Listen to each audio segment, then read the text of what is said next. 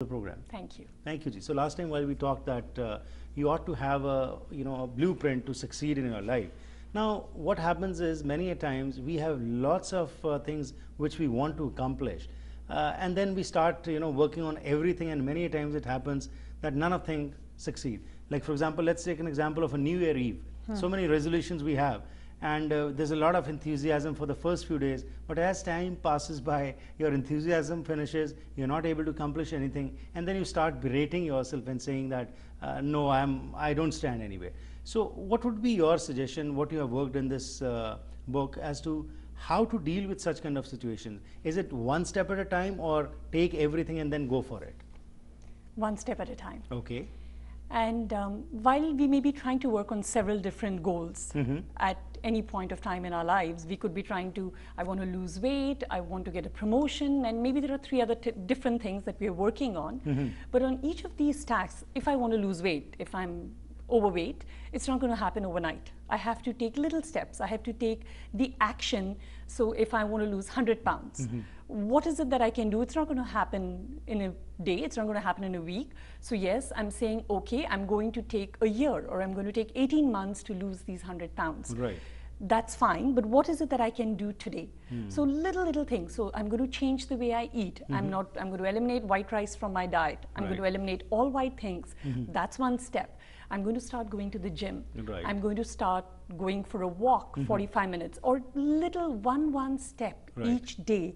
And then we'll be able to see 1.5 years down the line, we'll be able to see that we've achieved that goal. Martin Luther King Jr. says something really nice. Take the first step in faith. Right. You don't have to see the whole staircase, right? So sometimes we can't see the end. Right. But we have to take one step at a time. Absolutely. Well, absolutely, you ought to have that faith to leap, that is what it is. Another thing what we find is that, as you said, it's not going to be a smooth road. It's always a curve, up and down and up and down. And when we are at the top, then of course we feel, very happy, we feel excited, we are full of enthusiasm. But then if the things are not going the way we want, then we get, we feel that things are not happening in the right perspective.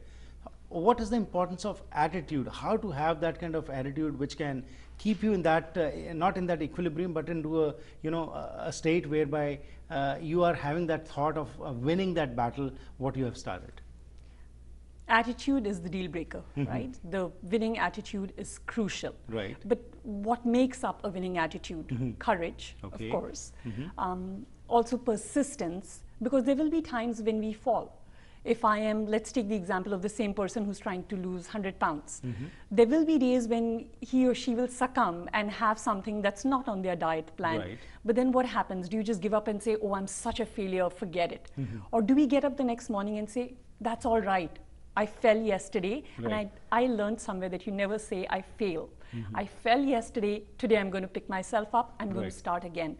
I'm not going to give up. Right. So persistence, courage, persistence, determination.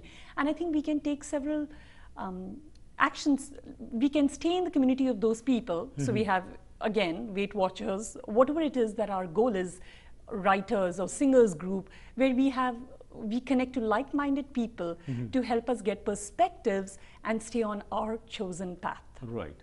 Our youngsters today are facing a crisis in that we see when they go from high school to the universities. They have a fixed agenda which they want to pursue, but when they are in the university, they get sidelined. And there are so many cases I have seen over here, whereas someone who has done BCom has gone into the medical field, or one who was doing medical has gone into the engineering field. So what happens is they are not focused probably, or whatever the circumstances are. But when you talk about that winning attitude, how to have that strength to continue with their passion, whatever it is, and not to flow with the wind? I think it's extremely challenging for youth, where they need support of their parents, they need the support of their teachers. Yes, they need to reach out for it and say, hey, I need your support. But I think as parents and to guide them, we can play a huge role. They will get swayed. Right? They don't have the years of experience that we do. They don't have the wisdom. There's too many temptations which were not there in our times. So as parents, we have to help them stay focused. We have to be their reminder. And I think unconditional love and support is what the youth of today really, really need. Right. Because I think sometimes, as parents, we tend to force our expectations on them. I want you to be a doctor. I want you to be a teacher. I want you to be an engineer. Right. But what is it that you want to do, and what is the role I can play to help you achieve what you want to? And understand that, like us, they will at times fall too, and they will need to pick themselves up. So what is it that we can do to support them when they fall? So this should be very much ingrained in our mind that the road is not going to be the same always. There are going to be bumps, and there are going to be a downward as well as an upward swing. So be in a state where you can accept everything as it comes to you. That's what makes the journey exciting. Right. Life would be boring otherwise. Absolutely. Another thing what we are finding is when you talk about that commanding attitude, basically, today the crisis what we are finding in the world is everybody thinks that I am right and the other person wants to be controlled. We want to rule this world, everybody in our family, in our homes, in our society.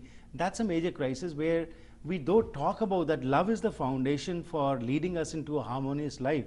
But probably that word love is taken to a different connotation. Could you please, stress on this particular issue as to what love is? I think love is unconditional. It's very accepting of the person you are with. We don't try to control, we don't try to impose.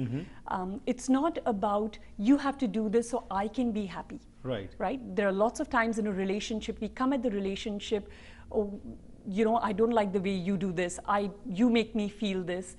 Again, we spoke about this in the first episode, we give away our power, right? Because we are expecting somebody else to change so we can be happy. Right. Rather than looking at, okay, accept the person for what they are, because that is what love is about. And I think the biggest example of that is a mother's love for her child. Right. Right? It's so unconditional. Even when he does things wrong, she comes at that place from, she wants to forgive him, she wants to continue to support him. Right. Sometimes kids can be really nasty, but parents, as a mother, she'll keep going back to that child. And I think that is the truest sense of love.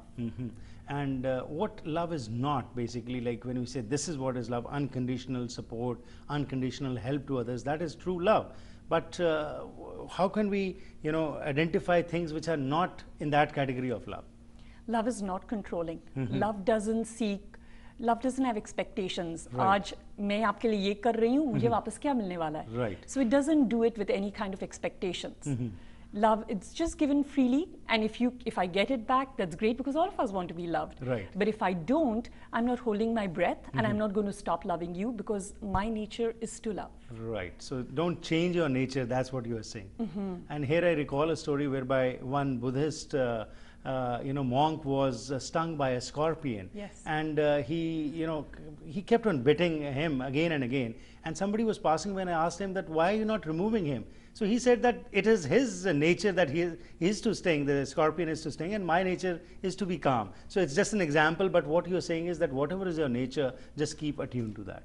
I think our true nature as human beings is to be loving.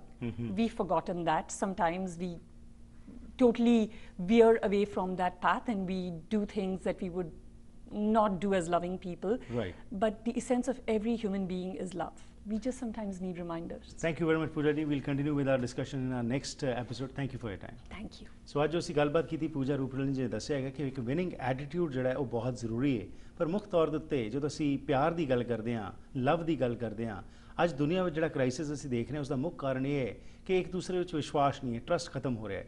ਤੇ ਉਸ ਦਾ ਇਹੀ ਕਾਰਨ ਹੈਗਾ ਕਿਉਂਕਿ ਅਸੀਂ lip service ਤਾਂ ਦੇ ਦਿੰਦੇ ਹਾਂ, ਪਿਆਰ ਦੀ ਗੱਲਾਂ ਤਾਂ ਕਰ ਲੈਂਦੇ ਹਾਂ, ਪਰ ਉਹ ਜਿਹੜਾ ਭਾਵ ਹੈ ਪਿਆਰ ਦਾ ਉਹ ਸਮਝ ਨਹੀਂ ਸਕ ਰਹੇ। ਜਿਸ ਤਰ੍ਹਾਂ ਨੇ ਕਿਹਾ ਕਿ ਪਿਆਰ ਦਾ ਮਤਲਬ ਹੈ ਅਨਕੰਡੀਸ਼ਨਲ ਕੇਅਰਿੰਗ, ਅਨਕੰਡੀਸ਼ਨਲੀ ਕਿਸੇ ਚੀਜ਼ ਤੋਂ ਐਕਸਪੈਕਟੇਸ਼ਨ ਤੋਂ ਬਗੈਰ ਜਦੋਂ ਕੁਝ ਹੁੰਦਾ ਹੈ ਤਾਂ ਉਸ ਦੇ ਵਿੱਚ ਰਿਸ਼ਤਿਆਂ ਦੀ ਮਜ਼ਬੂਤੀ ਹੁੰਦੀ ਹੈ।